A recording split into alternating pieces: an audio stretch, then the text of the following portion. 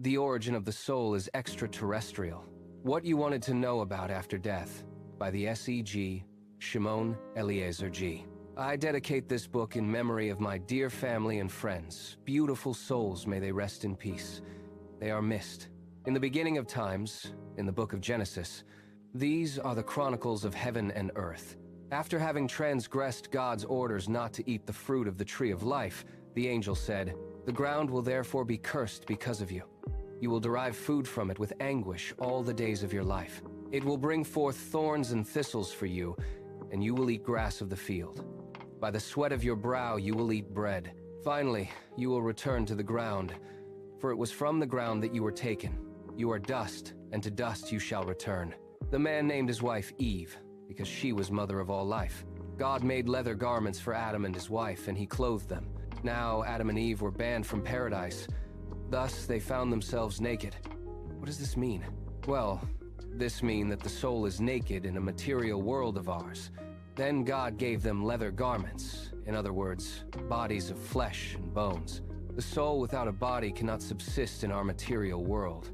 My conclusion is that the soul comes from a different reality, that is, extraterrestrial, and the body is made of the four elements of earth, fire, water, and air. When a soul wants to incorporate our material world, then we come back to our reality of reincarnation and to the closest connection that was in her past mission on our material reality. Altogether meaning that we are to return and accomplish a task that we did not accomplish in our earthly existence. We will probably have to return various times and do the right assignments given to us from heaven, thus enabling us to be freed and return to Eden or Creator on the endless light. Resuming all this, let us understand that, in other words, we are in this world sentenced for a certain period to correct and cleanse our soul until the task has been accomplished. In a human example, understanding. A man is sentenced to 50 years in prison once he finished his time. He is freed. The latter is afraid to leave, because he does not know what awaits for him outside. Likened to our life and departure of our body and environment, to unknown and forgotten spiritual world, the world of truth. The world that a soul has no restrictions of the body. The soul is free and joins the universal creation in its entirety. The soul is everywhere. The time, distance, needs, or pain, or any human endurance has no relevance in that dimension. When a baby is born, he generally cries a lot, because he has to breath and enter this world of ours, and he was very comfortable in his mother's womb. Now he will cry to be fed, to be changed, to clean cloths, when he is uncomfortable. For the baby, he is not happy with this situation he uses to have everything inside his mother womb. That's an antechamber between heaven and earth. This being the beginning of the baby's trek in the material world, with all kind of obstacles, joy, sorrow, hard times, and the baby will at one point make decisions on himself that could change his path on a good or a bad trip, until the moment to be freed on the latter days, the end of his trek in this world. Then he goes back from where he came from in the spiritual world, according to his results of his actions, good or bad. His next assignment he will have to return in our material world. It is likened to an actor getting a role in a movie. If he convinces of his talents, then he will get a better role, and so on. And on the contrary, he will not get a good role on the next movie. So, the same it is, according to our behavior and deeds. In the next reincarnation, we will get what he builds or destroy on his next trek. So, when we see people that are successful in the current life and had a good name, then he will have a good role for her rebirth, the same as on the other realm. If he was bad, then he will come back in the new reincarnation with hardship, illnesses, and sorrow, of course in the measure of his deeds.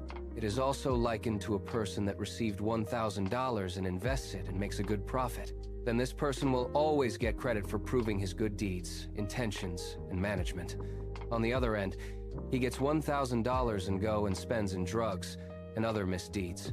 After a while, he has no money, and of course the bank will not help this individual, and he will have a miserable life if he continues in the same behavior. In other words, what you build in the material world will profit you for the next reincarnation. As King Solomon said, it's better a good name than a good oil. This means that if you have a good reputation, it's better than money. It is understood that your reputation will precede you, but money oil doesn't last forever. You might have it, and you have not a good reputation. When you lose it, then no one will come to your help. In this world, you have to build up your reputation. Even when the person passes away from this world, people will say, "Oh, he was a good and just person. May God keep him in a good place in heaven with the saints." These words will elevate his soul, and he will be judged accordingly in the world to come. For those that do not believe in reincarnation, I have a word to say. What is the soul? The soul is a spark of the Creator, pure energy.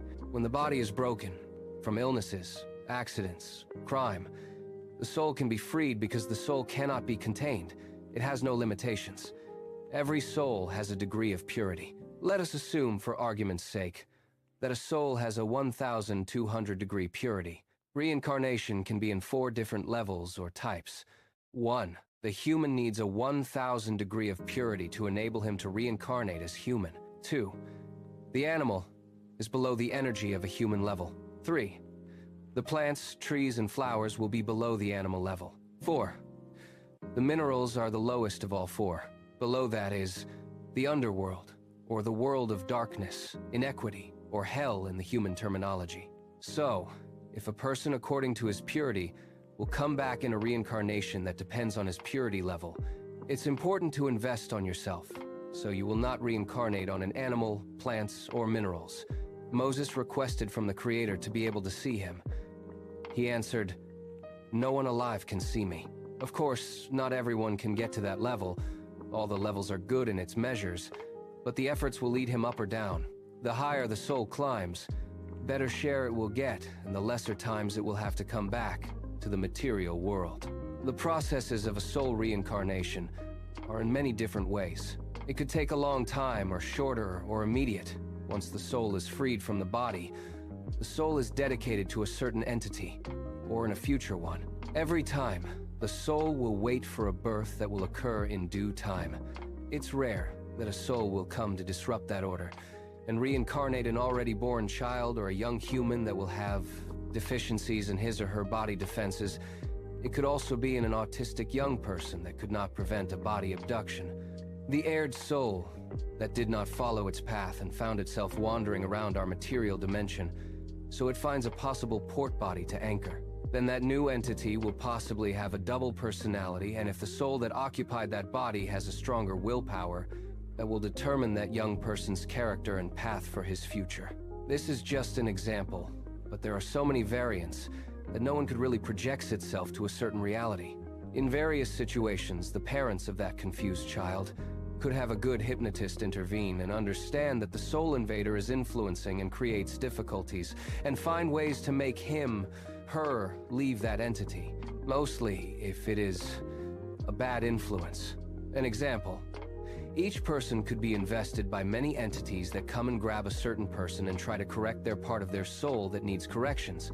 But mainly that entity has a master soul that is in control. So many are the persons that have negative pulses and entices that entity to do bad things or bad decisions that are not in his usual behavior, but instead is tempted to do something in a split of a second.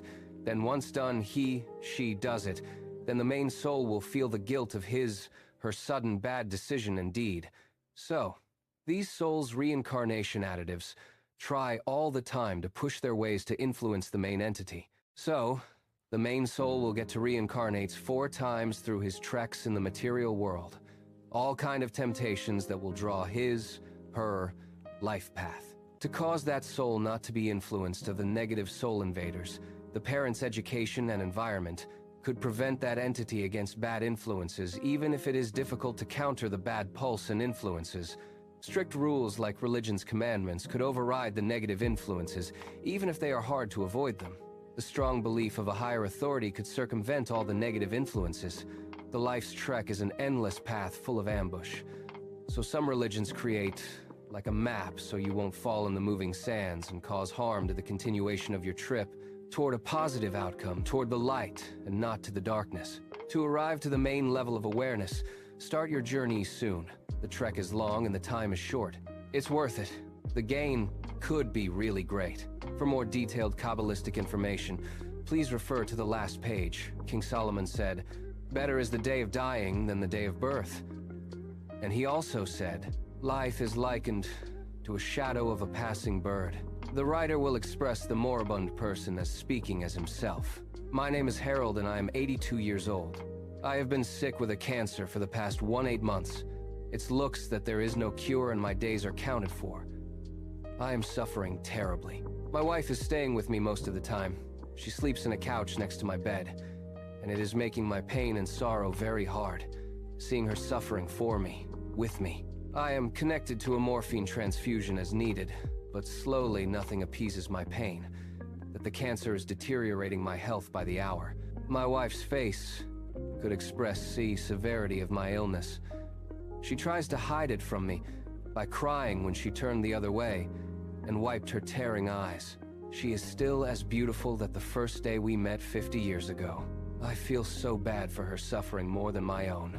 Many times, I prayed the Almighty to end my suffering and also of my family's. Suddenly, I felt alleviated and elevated as I was watching myself from above laying in my bed, and also, I see my wife rushing toward me screaming. The cardiac alarm was breaking the silence.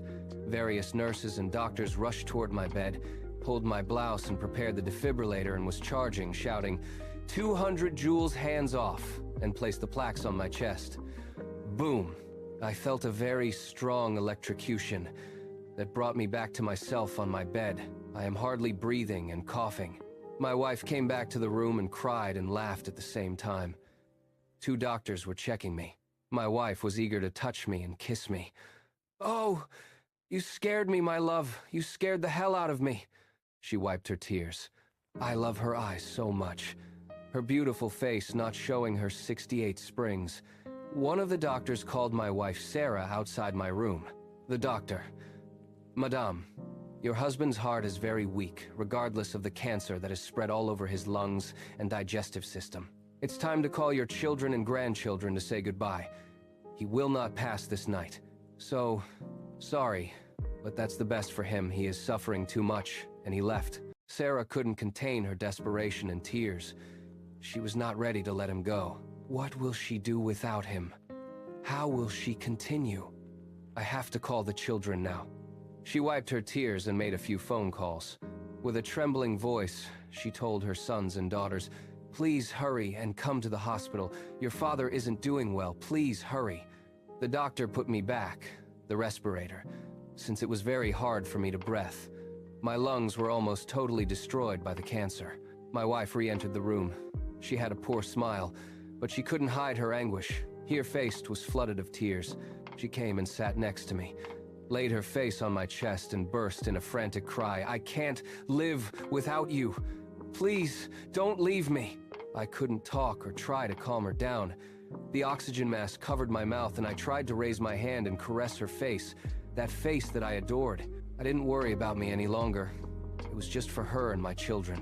She lifted her face that was all flooded with tears and looked at me with tenderness and said, "I love you and you will be always here," touching her heart and head. I probably fell asleep. When I opened my eyes, I was surrounded by all my beloved ones, my sons, daughters, and grandchildren. I tried to smile, but probably a grin was painted on my face. Everyone tried to touch, caress me. The little ones were kissing my hands. Everyone acted differently, not knowing how to show their emotions. I felt a strange feeling all over my body, like a cold wave going through me, almost relieving my pain. I suddenly was again lifted from my body and watching the whole scene of my family down below. There's suddenly a commotion, all shouting, calling the doctors that came almost instantly. The electro showed a straight line together with a beep, showing that it was the end. The doctor said, "So sorry, that's it. My condolences to all of you. Your loved one has stopped his suffering. May he rest in peace." My older son came and closed my eyes, reciting the Shema. The emotions ran high. My wife fainted and my daughters-in-law took care of her. She was very pale. The children cried, each one in a corner. Some left the room to cry. "Hey, I am here. I am not gone yet. Why all of you are crying?" I screamed. "What is going on?" I said. It seemed that no one heard me. I tried to hold my wife's hand, but for some strange reason I couldn't. My hand went through hers. No one seemed to notice me. Am I really dead? No, that's not possible. Not yet. I had a lot of things that I wanted to tell all of them. So, that's it? This is death? I kept trying to attract my family's attention to no avail. Maybe I was dreaming, and all this was the effects of the morphine. But all this seemed unreal. I am still here, I thought to myself. Why is no one can hear me or see me? By the same token, I did not feel any pain. Maybe it's the moment that every human being is afraid of. So, am I dead? Really dead? What's next for me? Who is going to direct me what to do next? That's what the Kabbalah teachings are for. In the fifth dimension. Now, I am a spectator of my own death. I see my dear ones suffering, crying of my demise. A mixed feelings ran over me. Sorrow, sadness, but no pain. It was an unknown feeling to me. Normally I should be sad for my loved ones, but it was a mild, strange feeling. Unlike when I was alive, that normally I would be crying, hurt, but none of that. I passed in front of a mirror that was hung on a wall. I looked, but there was no reflection of me, just a ghost. I re-entered the room where my core was laying on a stainless table, covered with a white sheet. I wanted to lift the sheet and see my face, but my hands could not move a material item. I went back to see my wife and family. They were still crying and hugging each other, the children kissing her hands, trying to calm her down, to no avail. I wanted to do something to ease her pain and sorrow, but what? I approached and tried to hug her, but my hands went through her, as she were not a material person, but it was me that went through her. What a feeling. What can I do? I went around the hallways and saw a few floating energies. One was a little girl, probably 10 or 12 years of age. I asked her, "Can you see me?" She nodded. I asked her, "What is your name?" She said, "Annie, what happened to you?" She said, "I don't know. I don't understand where I am and what is going on. No one seems to hear me or see me. Why? I am scared. What should I do? Please help me." Her light was stronger than mine. How can I explain to her that I am now a spirit and not alive? I faced her, if I can call it this way. "Well, as you see that, you can see me, and me you. As for me, I was very ill, and I am now not alive." She said, "It means that I am dead?" She had a sad expression like she cried invisible tears. "What happened to you?" I said. "Did you have an accident?" She answered, "Well, my brother was driving and did not have a driving license. A car ran in our car on my side where I sat, and the next thing I know, I found myself in this hospital. My parents came and they cried a lot when the doctor spoke to them and covered my face with a sheet. I tried to pull it away, but I couldn't. I called Mom and she couldn't hear me. I was watching the bed where I was, and I guessed that I was under the sheet. My parents were kneeling next to the bed where I was, crying so much. I tried to calm them, but they couldn't hear me. I was sad and furious, not understanding this situation. Why am I dead? I am only 10 years old. I did not know how to act. I said, "Little girl, I am so sad for you. But again, we all have a task and a reason for the happening. I myself, confused and quite old. Not like you, and talking to you kept my concerns away. I wish I knew more and know what to tell you. Let us go and see our loved ones before they leave." I found myself instantly next to my wife and family. I wanted with all my heart try to alleviate their pain. What could I do? They can't hear and feel me. The emotions ran high. And finally, my older sons convinced my wife to leave. She tried to resist, not wanting to leave me alone in the morgue. I finally saw them leave. I wanted to follow them, but I remembered the little girl that was alone and very confused. I entered the room where she laid in the bed. She was looking at her parents, trying to attract their attention. I said, "How are you coping with the situation?" She barely looked at me. "I don't know. I am very scared. I have never done anything without my parents' approval. You know, follow your parents when they leave, and go wherever they go. For now, and let's see where does this lead us. We will probably meet again." My sons had to hold their mother that could barely walk. Moments later, I was home before they arrived. I just sought a bought home and I was there instantly. There was no distance or time for me, just thinking of somewhere, and I found myself there instantly. My grandchildren kept kissing their grandmother. My daughter brought her some water, which she tried and refused it. I was there not knowing how to ease her pain. I wish they could know that I was there, not suffering, not under sedation, but in between two worlds. They inserted cotton swabs in my nostrils. That was the way they did to every core. I felt a presence next to me. It was the little girl, she said. You are back? I answered, yes, and wanted to see how you were. Did you follow your parents? They have not left, and my brother is in this same hospital due to the accident, and he is in a difficult condition. My parents are next to his bed, waiting for the doctors to pronounce themselves about his condition. Listen, little girl, do not be worried. Things could only get better. I am going to follow my path and see where it leads me. Do the same. Stay around your family. Maybe you should try and think hard of what you would like to tell them. My work. I will hope that we will cross each other again. The little girl went away, probably sad and worried of her future uncertainty. I, again, found myself home, where my loved ones mourning my departure. My wife had her eyes swollen and red from crying. The rest of my loved ones, some crying and some talking about everything and anything, remembering situations involving me or conversations. My grandchildren, serious faces not knowing how to cop this situation. Did they have the right to talk or not? Cry? Laugh timidly? In general, the moment was solemn. They slowly fell asleep, sitting on the floor, on the sofa. The day was long and full of emotions. I felt so many mixed feelings and emotions, but in strange ways, not in earthly measures. It was past midnight. Everyone in the apartment, tired, fell asleep. My burial was planned for the morning. My sons and daughter took care of the procedures and paperwork. For everyone, all this was new and full of questions, without straight answers. I felt pulled away and found myself in the morgue, where I saw my demise, pale and inert. I looked as if it were a foreign body, not my own. I was in the hallway.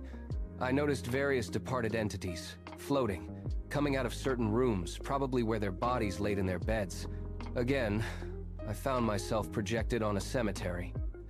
Below myself was a big space that I guessed will be my grave. It was so strange and worrisome not knowing. If I will be inside this hole and I will feel that imprisonment in the end of this cavity, would I feel that hardship? Looking around me, various energies were floating around. I understood it to be aired souls of people that have passed away. I was to be buried just close to my parents' tombs. I approached 3 souls that were nearby to see if they could explain the situation. I asked these entities, what are we doing or expecting to do here? Another soul said it usually comes after the 7th day of our death. We have seen many disappear around the 7th day, or maybe more, up to a maximum of 30 days. I again asked, but how? How do we know what to do? The 3rd soul answered. He was in his 7th day. Well, I have seen 3 light beings, probably angels. What should I do next? The moment later, I was back in my home, where the whole family was getting ready for the departure to the cemetery. The room was heavy with the scent of lilies and the suffocating weight of silence. 3 rabbis stood in a tight semicircle before my family, their presence absolute. They did not speak. They did not need to. Their faces were carved from the same stone as the monuments in the yard, etched with the cold, unyielding solemnity of their calling. I watched from the threshold, a ghost in my own living room, observing the scene with a clarity that felt sharper than any I had known in life. The rabbis moved in unison. From their pockets, they produced silver scissors. The blades caught the dim, filtered light of the room, throwing thin, jagged reflections against the walls. They held the tools with steady, calloused fingers, the tension in their wrists suggesting a task that was both sacred and inevitable. The first rabbi stepped forward, his movements precise and rhythmic. He gripped the fabric near the shoulder, the silver blades biting into the weave with a sharp, metallic snap. The sound was distinct, a dry, jagged tearing that cut through the silence like a blade through parchment. My wife flinched, her shoulders rising as the fabric parted. The rabbi moved to the next, then the next, his pace unwavering. Each snip echoed, a rhythmic punctuation of loss that seemed to vibrate in the floorboards beneath my feet. I watched the torn edges hang loose, frayed threads dangling. In the dim light, a physical manifestation of the heartbreak that had just begun to tear through our home. The family stood motionless, their heads bowed low, accepting the ritualized destruction of their peace. The sound of the tearing cloth filled the space, drowning out the shallow, ragged breathing of my children. There was no resistance, only the steady, relentless progression of the blades. The silence that followed the final snip was heavier than the sound of the blades. No one spoke, a long, dark chain of steel and glass. I drifted above the asphalt, watching the procession organize itself into a slow-moving snake.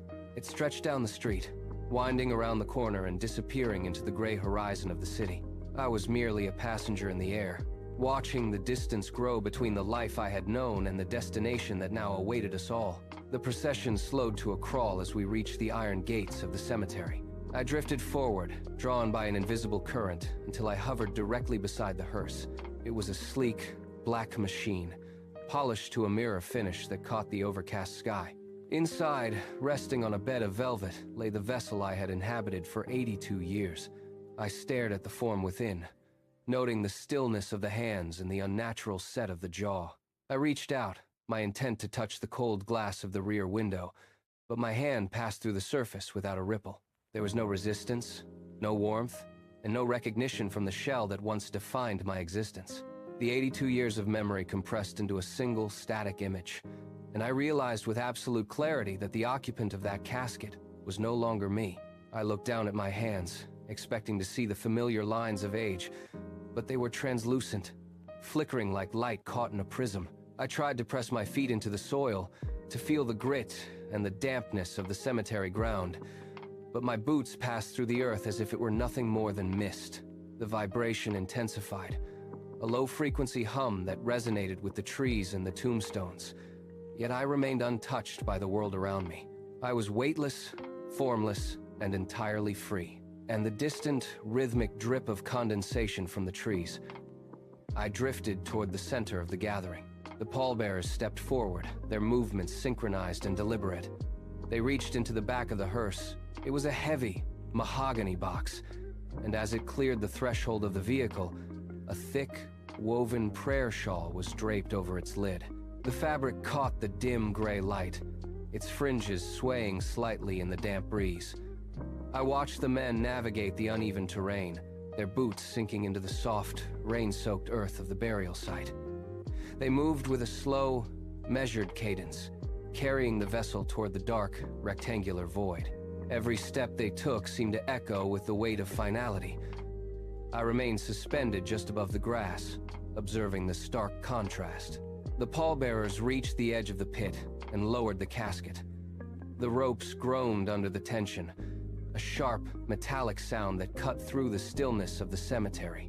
I watched the scene from a few feet away, suspended in the air.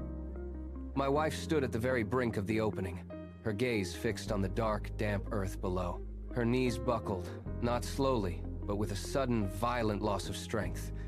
She pitched forward, her body hitting the wet, churned-up soil with a dull thud. A sound escaped her, a sharp, ragged intake of breath that turned into a low, guttural cry. My sons, who had been standing just behind her, surged forward in unison. She was a broken weight in their arms, her body shaking with the force of her collapse, while the world around us seemed to hold its breath in the face of such profound, earthly grief. The brothers struggled to keep their mother upright, their own frames trembling under the sudden, dead weight of her surrender. Their fingers dug into her arms, trying to anchor her against the pull of the earth. Then, the daughters moved. She knelt in the mud beside her mother, uncapping the vessel with shaking hands. She tilted the bottle, letting a stream of cool water spill onto her palm. With a tender, desperate motion, she pressed her wet hand against her mother's forehead, tracing the lines of her brow. The water ran down the woman's temples, mixing with the salt of her tears. It was a futile gesture, a tiny, fragile attempt to shock her back into the present, to soothe a fire that no physical remedy could ever touch. The mother did not seem to feel the cold. She remained locked in her own private collapse. The daughters retreated, their hands still damp from the ritual, leaving a space around the open pit. The pallbearers stepped forward, their shadows stretching long and thin across the disturbed earth. They gripped the thick, coarse ropes that held the weight of the casket. A command was given, though it reached me only as a low, indistinct murmur. The ropes tightened, biting into the wood, and for a heartbeat, everything held perfectly still. The tension was absolute. Sliding away from the light of the afternoon sky, I watched the heavy prayer shawl draped over the lid ripple as it passed into the shadow of the earth. The ropes groaned, a rhythmic, straining sound that vibrated through the ground beneath my feet. Inch by inch, the vessel that had carried me for 82 years sank into the dark, rectangular void. The casket hit the bottom with a soft, final thud, settling into the damp, waiting dark. The silence in the cemetery deepened, heavy and absolute. As the casket rested in the dark, no one moved. The air felt thin, stripped of its usual warmth. Then, the eldest son stepped forward. He reached for a shovel leaning against the mound of fresh earth. His hands gripped the wooden handle, knuckles white, and he hesitated. He did not want to be the one to begin. He took a breath, plunged the blade into the pile, and lifted a heavy load of dirt. He turned and released it. The sound of the soil hitting the wood was sharp, a sudden percussive crack that shattered the quiet. Thud, thud, thud. Each impact resonated through the pit, a hollow wooden beat that vibrated against the soles of my feet. The shovels were set aside, their metal edges clinking against the stone markers nearby. The mound of earth now sat flush with the surrounding grass, a fresh, raw scar in the cemetery landscape. I stood inches from the head of the grave, watching the family turn away. My wife walked with a heavy, uneven gait, her head bowed, supported by the arms of our sons. I reached out, intending to follow, to offer the comfort I had provided for decades. My hand stopped in midair. I felt no pull toward the earth beneath me, no gravity anchoring me to the remains of the vessel I had inhabited for 82 years. The connection had been severed. I was not a participant in this procession.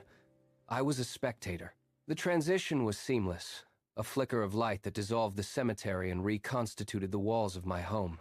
I stood in the center of the living room, the air thick with the scent of stale coffee and unlit candles. The front door opened, and they entered in a slow, disjointed procession. My wife led the way, her movements sluggish, as if the air itself had turned to water. They did not move to the chairs or the sofas. Instead, they moved to the center of the room, lowering themselves onto the hardwood floor. They sat in a tight, jagged circle, knees pulled to chests, shoulders touching. The house was now a tomb of silence. I watched the clock on the mantel, its steady tick marking the start of the long, slow descent into the week of mourning. My daughter held a picture from our summer at the lake, her thumb brushing over the image of my younger self. My wife took a portrait from the bottom of the stack, her fingers trembling as she traced the curve of my jawline in the print. The air in the room felt heavy, vibrating with a collective weight of their grief. I watched my wife, her head bowed as she clutched a photograph of our wedding day. Her shoulders shook, a rhythmic, jagged motion. To bridge the widening gap between our worlds, I pressed my hand forward. There was no resistance, no warmth, no solid contact. My fingers slipped through her frame as if she were made of thin, gray smoke. I felt nothing but a slight chill. The room remained, stubborn and heavy. The table, the floorboards, the walls, they all possessed a density that mocked my own transparency. I tried to speak, to call out their names, but my voice was only a vibration in the air, a soundless pressure that failed to stir the curtains. The world of solid stone and iron was closing its doors to me. I was no longer a participant in the architecture of their lives. I was an echo, a fading memory of a man who had once occupied space. I was a whisper in a house of stone, waiting for the wind to carry me away. The ache in my knees, the stiffness in my spine, the constant low-level fire in my joints, all of it was gone. I waited for the hunger to gnaw at my stomach, a sensation that had been my constant companion during those long, final weeks of decline. It did not come. I was hollow, yet I was not empty. The thirst that had parched my throat, the labored rhythm of my own breath, these anchors had simply ceased to exist. There was a terrifying silence inside me where my suffering used to be. It was a vacuum, a sudden, violent absence of the physical constraints. I felt myself rising, a balloon cut from its tether, drifting upward as the heavy, aching shell of my past life dissolved into nothingness. I was light. I was untethered. I was finally free from the slow, grinding decay of the flesh. I was already gone. I recalled the dusty pages of the Kabbalists I had pored over decades ago, their words surfacing like light through deep water. They spoke of the soul as a singular, brilliant spark, and the body as nothing more than a temporary garment, a heavy shroud woven from the stuff of the earth.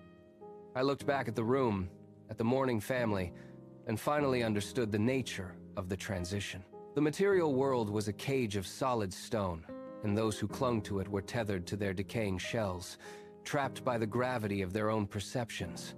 I had spent 82 years building a life of brick and bone, only to realize it was a costume I had outgrown. The call was absolute. I was no longer a resident of this world, and for the first time, I felt the path forward open wide. The earth beneath me began to lose its definition. The gray stones of the cemetery, once so heavy and permanent, started to shimmer like heat haze on a summer road. I watched as the sharp edges of the monument softened, blurring into a smear of monochromatic light. The ground did not crack. It simply ceased to be solid. It became a suggestion of space, a memory of terrain that was rapidly losing its grip on my perception. I reached out to steady myself against a nearby oak, but my fingers passed through the bark as if it were nothing more than cold morning fog. The trees around me began to fray at the edges, their branches dissolving into thin white filaments that drifted upward. The sky, previously a dull, overcast ceiling, peeled back like paper, revealing a depth that made my internal equilibrium spin. There was no sound of tearing, no crash of falling earth, only a profound, rhythmic fading.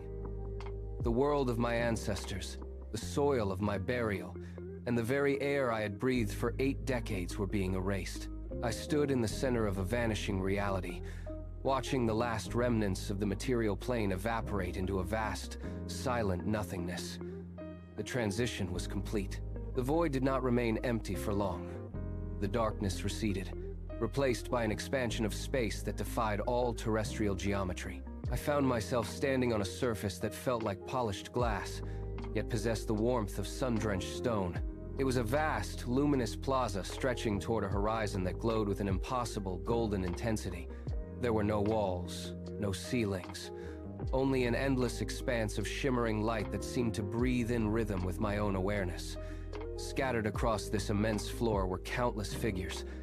They moved with a fluidity that suggested they were not walking, but gliding. Above them, beings of blinding, radiant white light drifted like celestial sentinels. These entities did not speak. I looked down at my own hands, seeing them glow with a soft, steady luminescence, mirroring the environment around me. I took a step forward, my feet making no sound against the luminous ground, and felt the immense quiet weight of 1,000 other lives. I drifted through the sea of light, passing figures that shimmered with the residual echoes of their past lives. Some glowed with the soft amber of long-held wisdom, others with the sharp, flickering violet of unresolved intensity. My attention was drawn to 2 figures standing near the edge of the plaza, their light intertwined in a gentle, rhythmic pulse. I moved toward them, not by walking, but by shifting my focus, and the distance between us collapsed. As I drew near, the air between us thickened with a shared recognition. They were like me, untethered, yet still carrying the faint, lingering imprint of their human existence. I reached out, not with hands, but with an open projection of my own essence. They responded instantly. A wave of understanding washed over me, a silent language of shared grief, relief, and the sudden, jarring absence of physical weight. We did not need names. We did not need histories. We stood together, 3 sparks in a vast, luminous sea, bound by the commonality of our departure. We waited, perfectly still. The silence between us deepened, transforming into a dense, information-rich field. I felt the 2 spirits shift their focus, their light intensifying as they projected a singular, coherent thought into my awareness. It was not a voice, but a direct injection of knowledge that bypassed the need for language. They showed me the architecture of this place. They communicated the purpose of our gathering. We were here for the Great Review. The concept manifested in my mind as a vast, intricate ledger of existence. Every action, every intent, every moment of kindness or cruelty from our 82 years was being cataloged by the environment itself. The spirits conveyed that this was the inevitable next step for all who crossed the veil. We were not merely drifting, we were being processed. The realization hit me with the force of a physical impact. The plaza was not a destination, but a filter. We stood in the center of the plaza, our individual identities beginning to align with the collective purpose of the review. The atmosphere of the plaza underwent a sudden, violent shift. The steady, white light that had bathed us for an eternity began to ripple, pulling away from the edges to converge on a singular point in the distance. My companions and I turned in unison. Harold felt younger, our essences vibrating in response to the encroaching presence. 3 distinct pillars of radiance emerged from the convergence, solidifying into forms that defied human geometry. They were the architects of the final assessment. As they approached, the air hummed with a low-frequency pulse that resonated deep within my core. I felt a surge of profound anticipation, a tightening of my own light that mirrored the tension of a bowstring pulled to its limit. These were the ones who would weigh the energy of my past life. They did not speak, yet their arrival brought an absolute clarity to the space. Every action I had taken, every word I had spoken, and every intention I had harbored over 8 decades felt suddenly exposed, drawn toward them like iron filings to a magnet. The angels stopped, their radiance casting long, geometric shadows across the plaza floor. I watched as they extended their hands, not toward us, but toward the very air we occupied. The space between us began to shimmer, revealing a complex web of light threads. I reached out, my fingers brushing against a strand, and felt the immediate, visceral memory of a decision I had made 40 years ago. Harold felt as in 8 years old. It was not a physical object, but a pulse of intent. The mechanics of this place became clear. The currency of this realm was not gold, nor status, nor the things I had accumulated. It was the weight of my choices, each act of compassion, each moment of integrity, and every hidden motive was being extracted and measured. I saw the threads of my life weave into a singular glowing tapestry. The material world I had left behind the house, the bank accounts had no value here. They were dust. Only the energy of my intentions remained, solid and undeniable. The ledger was not written in ink, but in the permanent resonance of my own soul's history. The light beings began to drift through the gathered circles of souls, their movement fluid and silent. As they passed, the plaza seemed to breathe. I watched a being glide toward a group of spirits who had been trembling in a state of perpetual phantom agitation. As the entity drew near, its radiance expanded, washing over them like a cool, cleansing tide. The trembling ceased. The spirits straightened, their forms brightening as the residual echoes of their earthly lives were smoothed away. I felt the pulse of this peace reach me next. It was not a soft, passive sensation. It was a force of absolute certainty. It moved through my essence, finding the small, jagged edges of fear. I had carried from my final days the dread of the void, the attachment to my physical history, the lingering confusion of the transition. These fragments did not just fade. They were dissolved, rendered inert by the sheer density of the calm radiating from the beings. My internal rhythm slowed to match the stillness of the plaza. I was no longer a man waiting for a verdict. I was a vessel being emptied. The stillness was not an end, but a threshold. As the last remnants of my human perspective dissolved, the horizon of the plaza shifted. The geometry of the space expanded, revealing layers of existence I had never perceived while bound to a physical frame. It was as if a cataract had been lifted from my vision, allowing me to see the grand cosmic architecture that underpins all reality. I saw the interconnectedness of all things not as a philosophical concept, but as a vast, pulsating grid of light and vibration. Every event of my 82 years, every joy and every failure, appeared as a specific coordinate within this immense design. I understood now that my life had never been a solitary, drifting experience. It was a structural element, a necessary support beam in a much larger, infinite construction. The confusion that had defined my final years was replaced by a sharp, crystalline understanding of cause and effect. I was no longer observing the universe from the outside. I was witnessing the blueprint of the infinite, and for the first time, I saw exactly where I fit into the design. The name I had carried for 8 decades began to lose its weight. It was merely a label, a sound tethered to a body that had long since returned to the earth. I felt the final anchors of my human history, the memories of my family, the specific texture of my grief, the limitations of my aging frame peel away from my consciousness. They did not vanish into nothingness.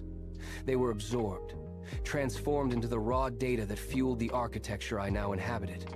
I looked down at the space where my hands had been, but there were no limbs, no skin, no scars.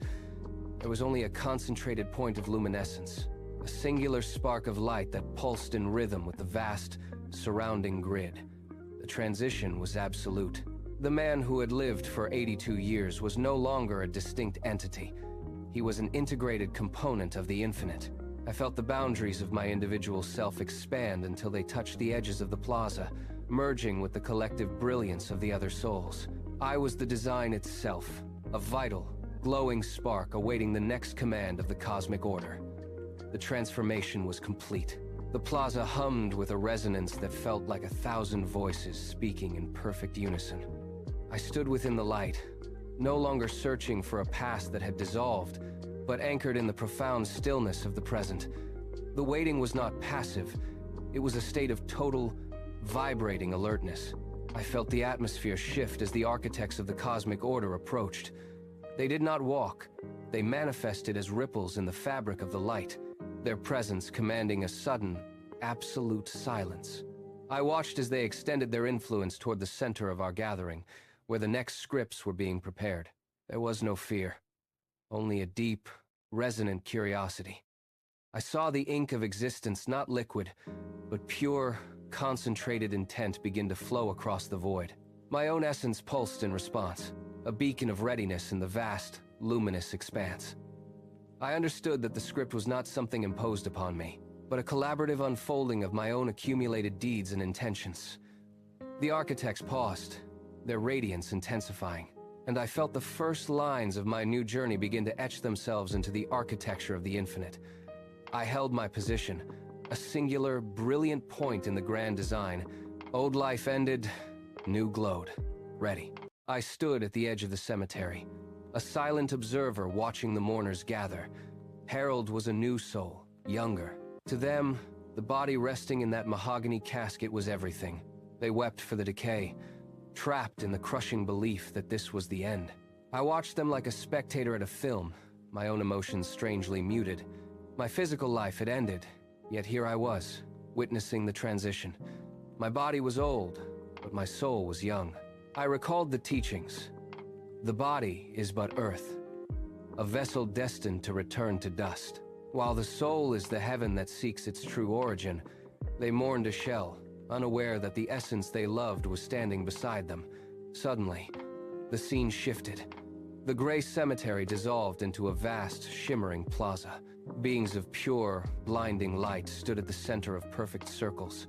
I felt no hunger, no pain, and none of the worldly weight. I approached 2 wandering souls. We did not speak with voices.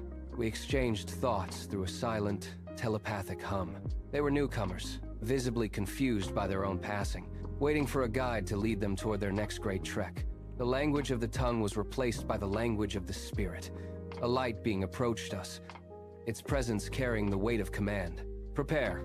3 angels will soon arrive to review the ledger of your past life. In that moment, the mechanics of the journey became clear. Our earthly deeds were not just memories. They were energy. A life lived with purpose increased the soul's frequency and value. Conversely, a life wasted on material lust degraded that value, risking a descent into the forms of animals or even minerals. I watched the young girl named Annie drifted near. Her light began to pulse with a brilliant, golden intensity. She had surrendered every attachment to her material shell. Small sparks of light gathered around her like a celestial tide.